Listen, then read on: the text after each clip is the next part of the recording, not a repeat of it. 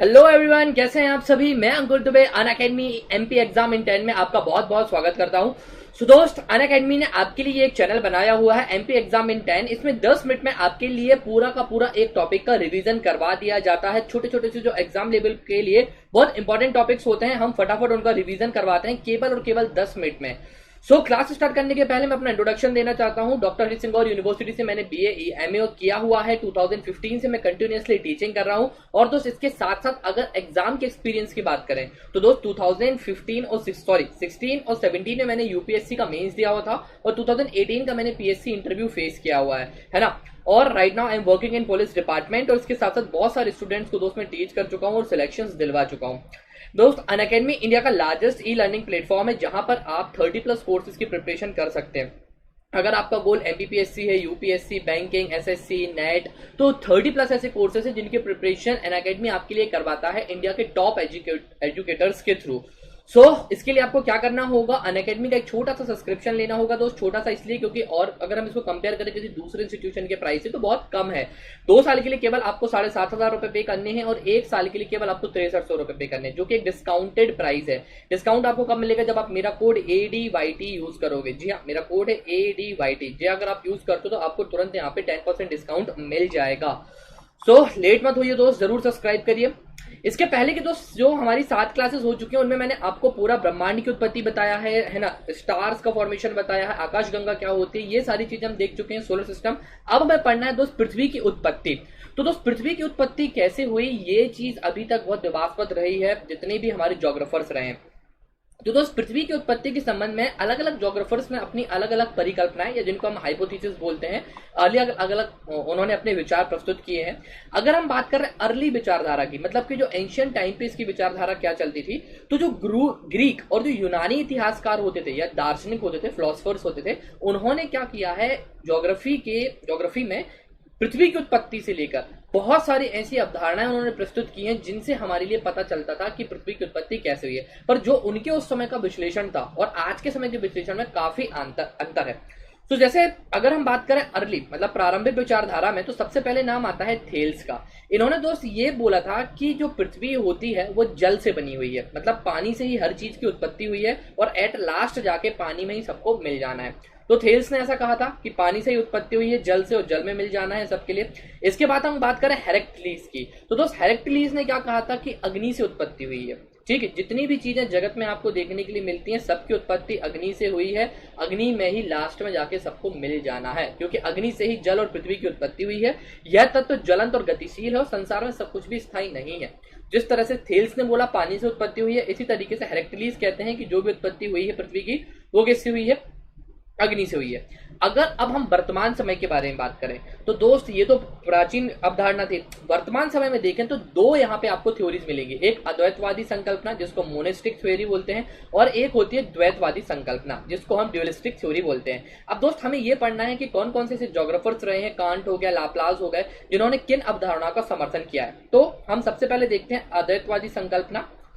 दोस्त, अद्वैतवादी संकल्पना जिसको मोनिस्टिक थ्योरी कहते हैं, इस विचारधारा के को जितने भी जो ज्योग्राफर्स हैं जो इसका सपोर्ट करते हैं, उनका ये कहना है कि जो पृथ्वी और जो ग्रह हैं जो इनकी उत्पत्ति हुई है किसी एक तारे से हुई है। इनके अनुसार क्या होता है कि जो धूमकेतु था, जो हमने आपको लास्ट टाइम समझाया था, कोमेट्स था, कि धूमकेतु क्या हुआ था, सूर्य से टकरा गया था। अब जब कोई चीज किसी चीज से टकराएगी तो क्या होगा, मलबे में पूरे चारों ओर फैल जाएगा ना, टूट जाएगा टुकड़ों में। तो जब एक बड़ा सा धूमकेतु इससे टकराया है ना, तो जिस कारण से मलबा पूरे में ब्रह्मांड में फैल गया, फिर वही मलबा आपस में क्या हुआ, ग्रेविटेशनल फोर्स, गुरुत्वाकर्षण के कारण एक दूसरे से आकर्षित होकर छोटे छोटे पिंड बने और फिर वही छोटे छोटे पिंड बड़े महापिंड में तब्दील हो गए। तो अद्वैतवादी मोनिस्टिक थ्योरी वालों का यह कहना था कि इनके अनुसार धूमकेतु के सूर्य से टकराने से मलबों के ग्रह की उत्पत्ति हुई है।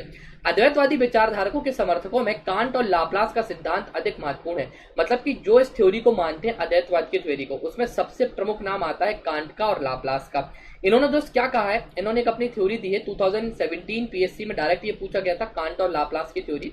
इस थ्योरी को दोस्त हम गैसियस मास थ्योरी भी कहते हैं, या फोटो देख सकते हैं।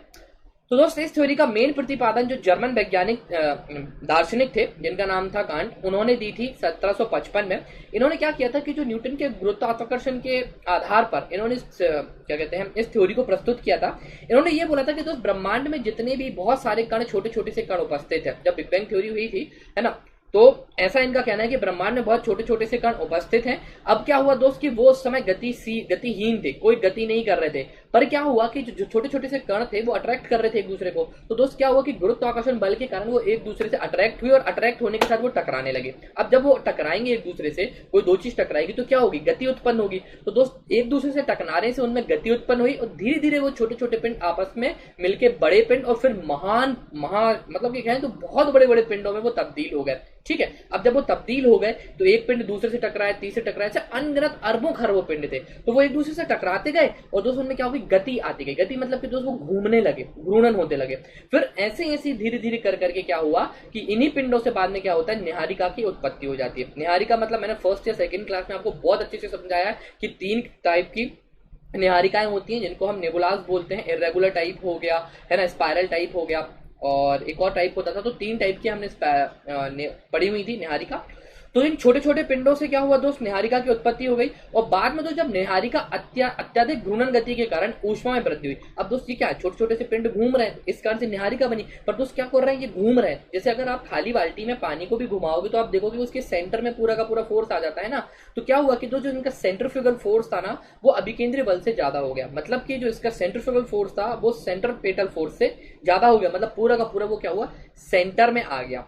तो इसी तप्त एवं घूमते हुए निहारिका से गोल छल्ले अनेक छल्ले निकले और शीतल होकर ग्रह हो गए। तो उन्होंने यही बताया कि जब ये निहारिका बहुत स्पीड में अपनी जगह पर घूम रही थी तो उसका जो मेन फोर्स था, सेंट्रीफ्यूगल फोर्स, वो ज्यादा हो जाता है इसके बाहर के फोर्स से। तो फिर क्या हुआ, इससे छल्ले बाहर निकले। और दोस्तों अब इससे छल्ले बाहर निकलते हैं और वही छल्ले बाद में क्या होते हैं, ठंडे हो जाते हैं धीरे धीरे। तो इस तरीके से क्या हो गया था कि बाकी के ग्रह की निर्माण हुआ और जो बाकी का बचा हुआ भाग रह गया था वो बन गया सूर्य। आप इस इमेज में देख सकते हैं कि ये दिखना आपको हल्के हल्के से मस्टर्ड कलर के, ये छल्ले बाहर निकल रहे हैं। ओके, एक बार रीड कर लेते हैं। तो इस तप्त एवं घूमते हुए निहारिका से गोल आकार के छल्ले निकले जो शीतल होकर ग्रहों में परिवर्तित हो गए। मौलिक निहारिका का जो भाग अवशिष्ट रह गया वह सूर्य के रूप में परिवर्तित हो गया और कालांतर में उपयुक्त प्रक्रिया पुनरावृत्ति के कारण ग्रहों से अनेक उपग्रहों की क्या हुआ, निर्माण हुआ। मतलब कि उन्होंने फिर ये बोला है कि इसी तरह से फिर बाद में भी क्या होती रही, ये चीजें कंटिन्यू होती रही और फिर ग्रह बने, फिर उसके बाद ग्रहों के उपग्रह बनते चले गए। सो दोस्त आपको ये चीज क्लियर हो गई होगी। एक बार हम फटाफट रिवीजन कर लेते हैं कि पृथ्वी की उत्पत्ति कैसे हुई थी। तो पृथ्वी की उत्पत्ति को लेकर अलग अलग ज्योग्राफर्स ने अपने अलग अलग क्या दिए थे, विचार प्रस्तुत किए थे, है ना। थेल्स ने क्या बोला था कि सारी चीजों की उत्पत्ति किससे हुई है, जल से हुई है। हेरेक्टिलीज ने क्या बोला था कि अग्नि से सारी चीजों की उत्पत्ति हुई है। नवीन विचारधारा में हमने 2 विचारधाराएं दे रही थी, एक मोनिस्टिक और ड्यूअलिस्टिक। मोनिस्टिक थ्योरी में हमने क्या देखा, कांट और लाप्लास की थ्योरी देखी।